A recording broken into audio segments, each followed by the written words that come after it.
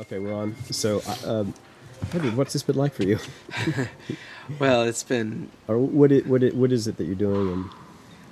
so we're performing a piece called Remarks on Color and Sound, and it's based on poems that Stephen Ratcliffe wrote. He wrote one poem a day for 1,000 consecutive days, and basically the whole piece is about his writings. He's reading the first page, and then he reads every other page until he reaches 1,000, and that's when the piece ends. We started. It's May 16th, so we wanted to start at sunrise, which was at 5:59 this morning. So we started right then, and we've been going ever since. It's still going. We probably have another hour and a half, I'd say. So we should be done by 8:30 tonight. And it's really just a test of stamina. None of the audience people are expected to stay for the full 14 some hours that it's going to take, which is fine. We look at it. I think of it personally as sort of a living exhibit. You go into a museum and you see this space, and in the space there's these artworks or something that of interest. Where this is sort of the players and the sounds that are coming out. I think are the interest.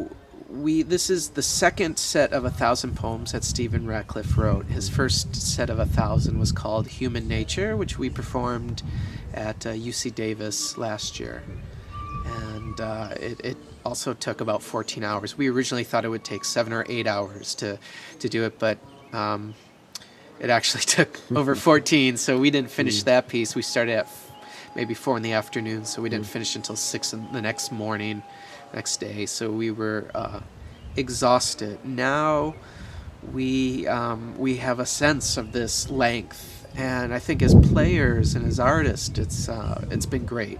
It's been just it's like running a marathon, I'd imagine. It's how do you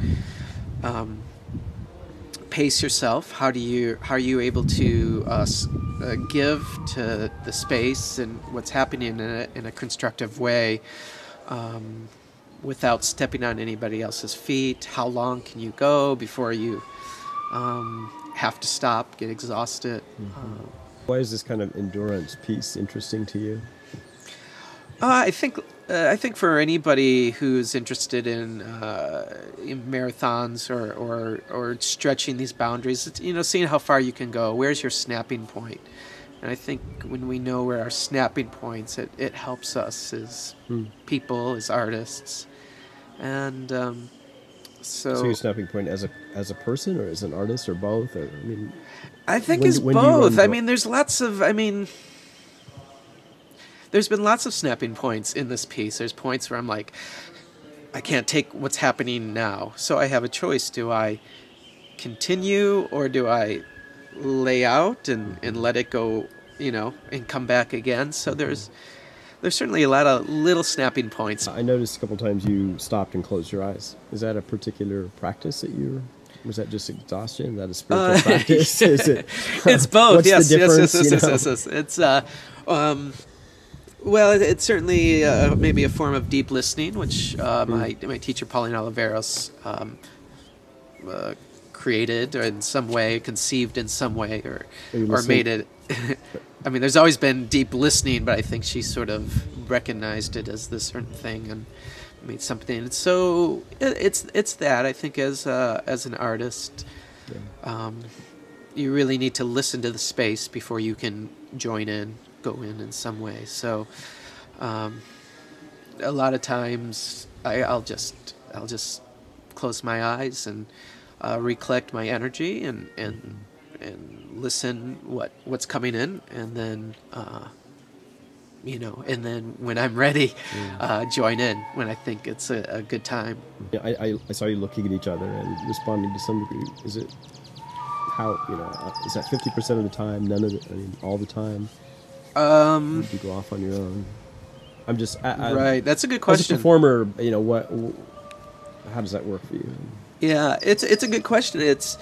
I noticed there was 2 parts in the piece where we all went into this.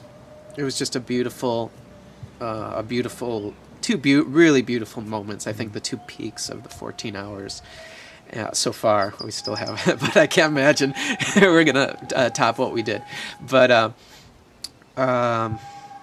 there's a point where you just get maybe sucked into the sound, sucked, into this what you're doing, and you're not looking at them, right? You're not like, oh, that was great, you're just, but it's good. Everything is clicked in like a machine would be, and it's running fine. So but it doesn't happen that often. It definitely happened at least twice